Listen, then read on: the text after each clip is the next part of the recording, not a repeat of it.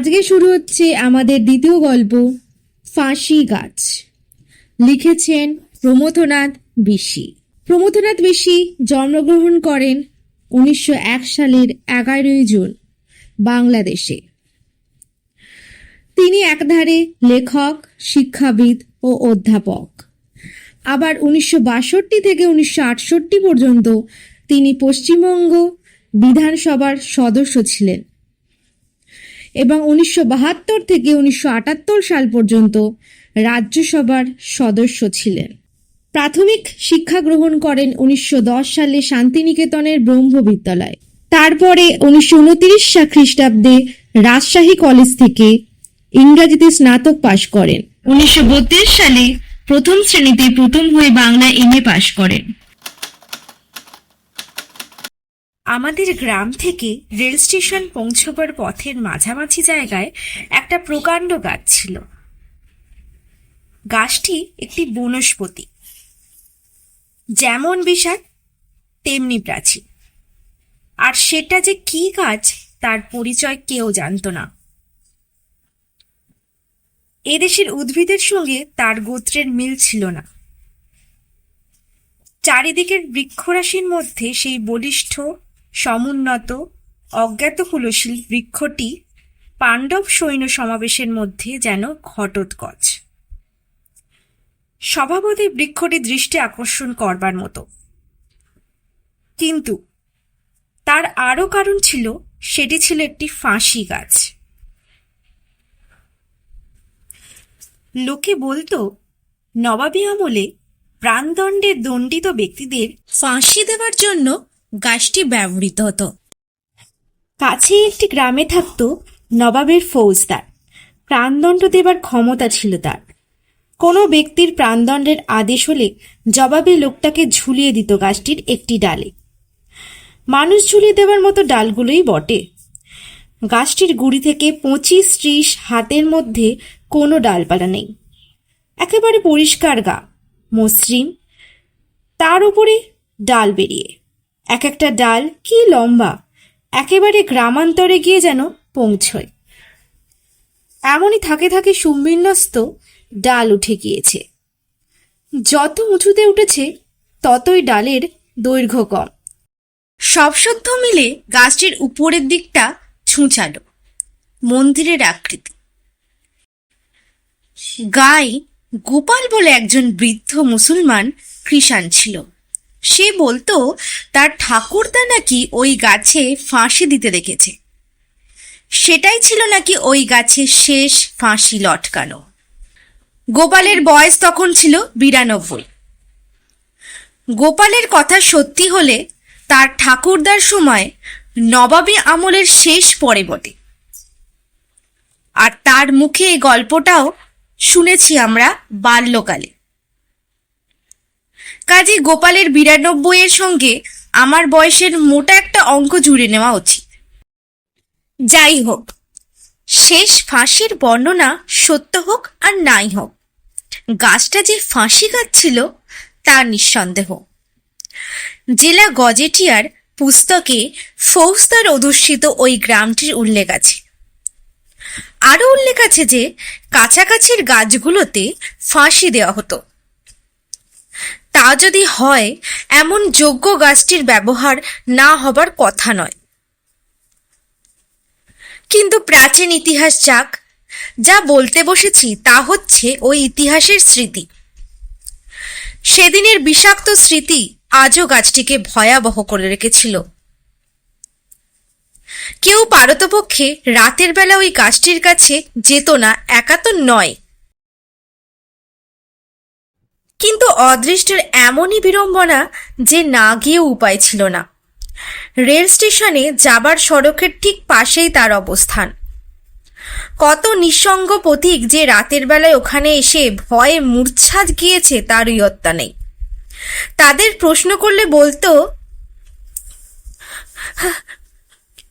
কি দেখলাম তা কি এখন মনে আছে? তবে মনে হলো গাছের ডালে সারি সারি যেন মৃতদেহ ঝুলছে। আবার কেউ বা বলতো মুমূর্ষের অন্তিম আর্তনাদ স্পষ্ট শুনেছে। একজন বলেছিল সে লোকটা বিদেশি, গাছের ইতিহাস জানতো না। ওই গাছতলায় পৌঁছুবা মাত্র হঠাৎ একটা মৃতদেহ ধপ করে তার পায়ের কাছে পড়ল। সে চমকে উপর দিকে তাকিয়ে দেখে যে গাছের ডালে লম্বা একটা দড়ি ঝুলছে। প্রশ্নের খোঁচা খেয়ে সে বলল যে সেটা ছিল জ্যোৎস্না রাত্রি। তার ভুল করবার কিছুমাত্র সম্ভাবনা ছিল না। তবে এ বিষয়ে সন্দেহ ছিল না যে এসব অভিজ্ঞতা প্রত্যক্ষ হওয়া সত্ত্বেও সত্য হতে পারে না, কেননা ফাঁসি হতে বহুকাল আগে। তার সেদিনের স্মৃতি যদি কোনো অলৌকিক সুড়ঙ্গ পথে আজ মূর্তি ধরে দেখা দেয়, তবে সে স্বতন্ত্র কথা। যুক্তি দিয়ে প্রমাণ অপ্রমাণ করার পথ বন্ধ। কিন্তু যুক্তি আর এক, বিশ্বাস আর এক। লোকের মনের ব্যাপক বিশ্বাসে এমন তথ্যের স্থান গ্রহণ করেছিল, আর তাই ছিল যথেষ্ট। ফলে ওই গাছটা যাতায়াতের পথের পাশে ভীতি মিশ্রিত একটা প্রকাণ্ড বিস্ময়ের চিহ্নের মতো দণ্ডায়মান ছিল। তারপর বয়স বাড়লে কলকাতায় গেলাম কলেজে পড়তে। আমাদের মেশে একজন বয়স্ক ব্যক্তি থাকতেন। তার থিওজফি চর্চার বাতিক ছিল। তার সঙ্গে আমার ঘনিষ্ঠতা হয়েছিল। তাকে ফাঁসি গাছটির বিবরণ শুনিয়েছিলাম। তিনি কিছুমাত্র বিস্ময় প্রকাশ না করে বললেন, এমন হওয়া মোটেই অসম্ভব নয়। তিনি বুঝিয়ে দিলেন যে যেখানে কোনো মর্মান্তিক মৃত্যু ঘটে থাকে, সেখানে পরবর্তীকালে সে মৃত্যু দৃশ্যের ঠিক পুনরাভিনয় মাঝে মাঝে ঘটে থাকে।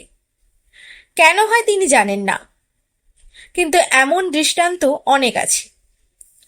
মৃত্যুর সময় মানুষগুলো যে মানসিক যন্ত্রণা অনুভব করেছিল, সেই নিদারুণ তাড়নাতেই ওখানে ওই রকম অলৌকিক ছায়াছবি উদ্ভূত হয়ে থাকে বলে তিনি মনে করেন।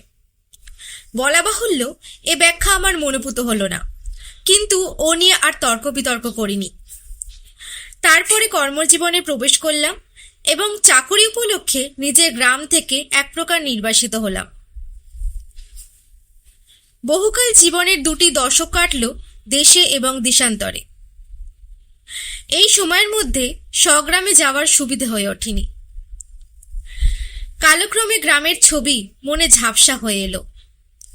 রেল স্টেশনে নেমে গ্রামে যাওয়ার পথে যেসব দৃশ্য, বাড়ি ঘর, গাছপালা, এমনকি মানুষের যে মুখগুলো যাতায়াতের পথের পাশে দেখতে পেতাম, ক্রমে ক্রমে ভুলে গেলাম।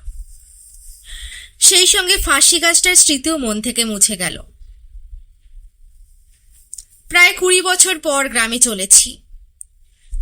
সন্ধ্যাবেলায় নামলাম স্টেশনে। একখানা টমটম গাড়ি ভাড়া করলাম। 12 মাইল পথ পৌঁছতে 1 প্রহর রাত হবে। পথে চলতে চলতে পুরাতন ছবিগুলো জন্মান্তরের স্মৃতির মতো একে একে মনে পড়তে লাগলো। মনে হলো যেন ধীরে ধীরে নিজের অতীতকালের মধ্যে প্রবেশ করছি। রাত তখন অন্ধকার হয়ে এসেছে। মাঝামাঝি পথে এসে পড়েছি। এমন সময় সেই ফাঁসি গাছটার কথা মনে পড়ল। ভয় হলো, তার সঙ্গে তো গাড়ির দারোয়ান আছে। কৌতূহল খুব। অভিনব কিছু দেখা যায় কিনা ভেবে সমস্ত ইন্দ্রিয়গুলোকে সজাগ করে নিয়ে স্থির হয়ে বসলাম। এবারে বোধ করি ফাঁসি গাছের কাছে এসে পড়েছি। রাস্তার বাঁ দিকে গাছটা। ওই তো গাছটা, কি বিরাট! অন্ধকারের আলখাল্লা পরে যেন এক গৌরী অতিকায় পুরুষ। লোকে যে ভয় পাবে তার আশ্চর্য কি! আমারই সর্বাঙ্গ শিরশির করে উঠল। নির্বিপাকে গাছগুলো অতিক্রম করে গেলাম। কিছু দূর এসে গাড়োয়ান বলল, বাবু, এখান দিয়ে আগে রাতের বেলা যাওয়া বড় কঠিন ছিল। কেন? ফাঁসি গাছটার ভয়। কান খাড়া করে সজাগ হয়ে উঠলাম। শুধলাম, এখন বুঝি সাহস বেড়েছে? সাহস বাড়তে যাবে কেন? ভয়ের ব্যাপার তো আর নেই। গাছটার ভূত ছিঁড়ে গিয়েছে বুঝি? গাছটাই যে গিয়েছে। কোথায় যাবে? আপনি বুঝি এ পথে অনেকদিন আসেননি, তাই জানেন না। কি ব্যাপার বলো তো? সে আরম্ভ করলো। বছর 5 আগে একবার বৈশাখী ঝড়ের সময় গাছটার মাথায় বাজ পড়ে আগাগোড়া পুড়ে গেল। একটা বাজে যে অত বড় একটা গাছকে পুড়িয়ে আঙার করে দিতে পারে, না দেখলে বিশ্বাস করা শক্ত। তারপর তারপর সে আঙার ঝড়ে জলে ভেঙে পড়ল, ঝড় ঝাপটায় কোথায় ছড়িয়ে গেল। এখন এখন ও জায়গায় একেবারে পরিষ্কার, যেমন দেখলেন। যেমন দেখলাম, নিজের মনে মনে বললাম। আমি তো বাপু গোটা গাছটাকেই দেখেছি, অথচ তার কথাও বিশ্বাস না করা শক্ত। লোকটা মিথ্যে কথা বলতে যাবে কেন? এ মিথ্যে বলে তার লাভ কি? এক্ষুনি তো অপরের মুখে প্রতিবাদ হবে। যেমন দেখলাম, কি দেখলাম? কিন্তু নিজের জাগ্রত দৃষ্টিকেই বা অবিশ্বাস করি কিভাবে? নিশ্চয়ই দেখেছি, তাতে কোনো ভুল নেই। ভাবলাম একবার ফিরে গিয়ে দেখে আসি, কিন্তু ততক্ষণে গাড়ি অনেকটা পথ এসেছে। তাছাড়া লোকটাই বা কি ভাববে? তবে কি দেখলাম? ছায়া না মায়া, নাকি? কিন্তু কিছু যে তা নিশ্চয়। তখন মেসের সেই ফিউজ ফিস্ট ভদ্রলোকের কথা মনে পড়ল। ভাবলাম, গাছের ডালে মৃত্যু দৃশ্যের পুনরাভিনয় যদি সম্ভব হয়, তবে মৃত গাছটির পুনরাভিনয় বা কেন অসম্ভব? তাই কি? আমার অভিজ্ঞতা কে বিশ্বাস করবে? কিন্তু নিজে অবিশ্বাস করি কেমন করে? এতক্ষণ আপনারা শুনছিলেন ফাঁসি গাছ, লিখেছেন প্রমথনাথ বিশি।